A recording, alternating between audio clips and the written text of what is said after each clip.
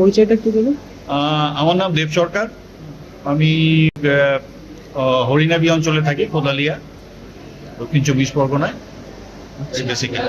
আর basically illustration করি। আর ছবি আঁকা বলতে pen and ink, dots and লাইন্সের ওপরে কাজ করে ভালোবাসি আর কি, সময় সাপেক্ষ ব্যাপার। এটা তো কিরকম কি লেগেছে, কি লেয়ারের ব্যাপার আছে? এটা লেয়ারের ব্যাপার বলতে এখানে প্রায় 5-6টা লেয়ারে কাজ করতে হয়েছে, কারণ এই যে only through dots and lines কমই আছে এখানে। বেসিক্যালি এই জায়গাটায় একটু লাইন্স দেখা যাবে, আদারওয়াইজ ডটসের ওপরে প্রত্যেক কটার যে ডেপথ গুলো তৈরি করতে গেলে এখানে